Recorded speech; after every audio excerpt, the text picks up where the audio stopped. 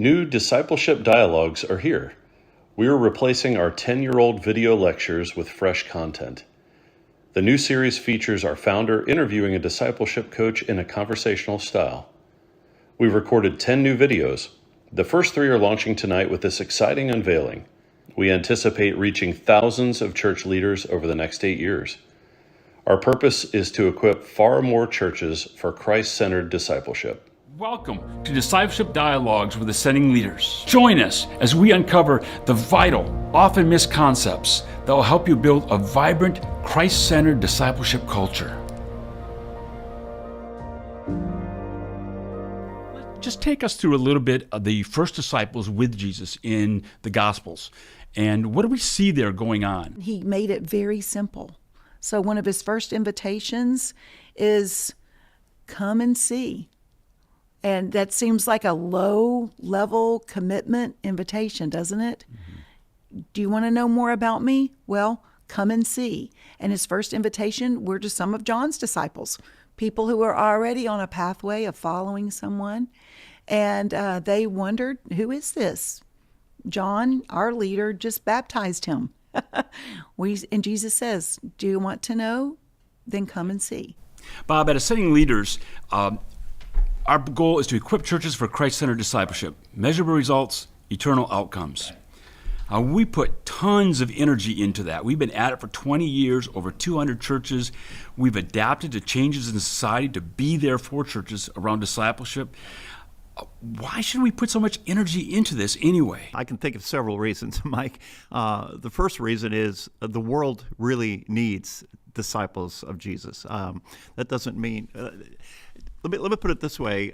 If you think about it, just watch the news any day or read the newspaper or go on the internet, see the news, and you see all the strife and division and literally wars and so forth.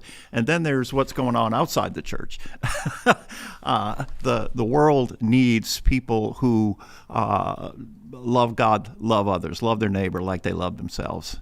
Maybe the number one way of summarizing everything I've said so far is that discipleship and you said our mission statement is measurable results. The engineer in me loves that part of our mission statement, and we are actually able, from the data that we've now collected, to show that deeper discipleship makes a real difference in people's lives. You can measure it. For example.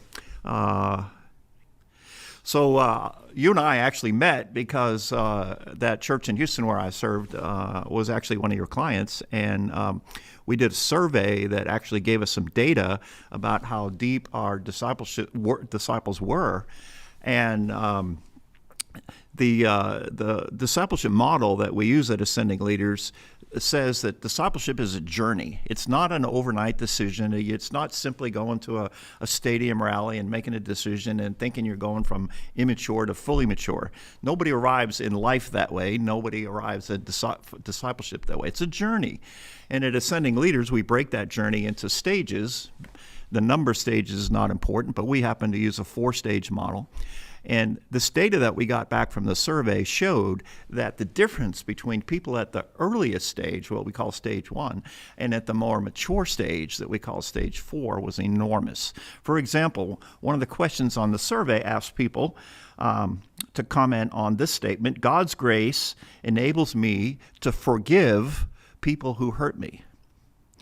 People that were at the first stage of discipleship agreed with that. Only 16% of the people at the first stage agreed with that statement, whereas 67%, 2/3 of the people at the more mature stage 4 agreed with that statement. So that's showing us that the deeper you grow into discipleship, the more you pattern your life after Jesus and his teachings and follow in his way, it actually helps you to forgive people who have hurt you. Peter, why is it so important for us to think about this wall? The wall represents a critical but often painful time when what used to work in your walk with God no longer works. The habits that you've established for reading scripture, prayer, and attending worship no longer are feeding you. They have become flat. It is a painful time. It's a disruptive time. It's a time when people can react in different ways to this wall experience. It's important to talk about the wall because it's where transformation really begins. The first two stages of discipleship are often about habits and information, and we often talk about it requiring a lot of direction. The last two stages of discipleship after the wall require a lot of discernment. And this is where we begin to learn. We get stripped down. We get an opportunity to figure out that God doesn't just love us, but God heals us and cares for us and connects with us. And thank you to all who are in on this discipleship dialogue, viewing it today. Let's not just talk about discipleship, but let's do it and make a radical difference. Go to ascendingleaders.org and see what discipleship coaches like Bob Johnson and others can do for your church, or follow us on Vimeo or YouTube to see more discipleship dialogues. And don't just intend to do this someday, but do it today and make a significant difference in the future of your ministry. Have a great day.